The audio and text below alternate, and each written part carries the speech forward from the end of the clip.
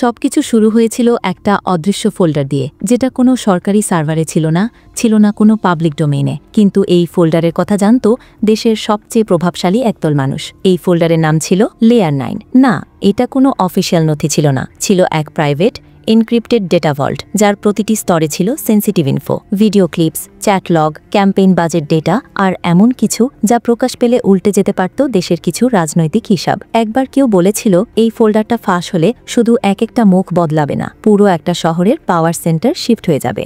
আর সেই পাওয়ার সেন্টারের নাম নারায়ণগঞ্জ। আর মুখটা ছিল আইভি নামের এক মেয়রের, আর ছায়ার আড়ালে ছিলেন মেয়র আইভি, যার নাম কেউ মুখে আনত না, কিন্তু ফাইলের ভিতরে তার ছায়া বারবার ফিরে আসত।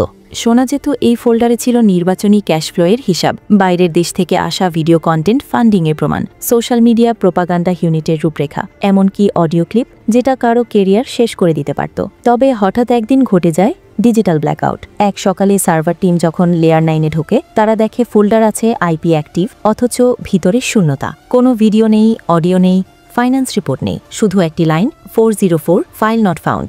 বিশেষজ্ঞরা বলল এটা হ্যাক না, এটা কোনো হাই লেভেল ক্লিনজিং অপারেশন। কোনো ব্যাকডোর নেই, লক ফাইল নেই, এমনকি ডিজিটাল স্ন্যাপশটও মুছে গেছে। কি করলো, কেন করলো, কিভাবে করলো, কেউ জানে না। কিন্তু এরপর থেকেই বদলাতে থাকে কিছু মানুষের আচরণ। আইভির কণ্ঠ হয়ে যায় নরম। যিনি একসময় বলতেন আমি দুর্নীতির শিকড় তুলে আনব, তিনি এখন বলেন সবাই ভালো কাজ করছে, কারো বিরুদ্ধে কথা বলা ঠিক না। তারপর থেকে আইভি একদম চুপ, না সাপোর্ট না ডিনাই, একটা মধ্যম রেখায় হাঁটতে হাঁটতে সামনে এগিয়ে যাচ্ছেন। কেউ বলেন তিনি ছিলেন ডিলের মূল আর্কিটেক্ট। একটা সময় যারা রিপোর্ট করতেন প্রতিটি খরচের খবর, তারা এখন ব্যস্ত মিউজিক ভিডিও বানাতে।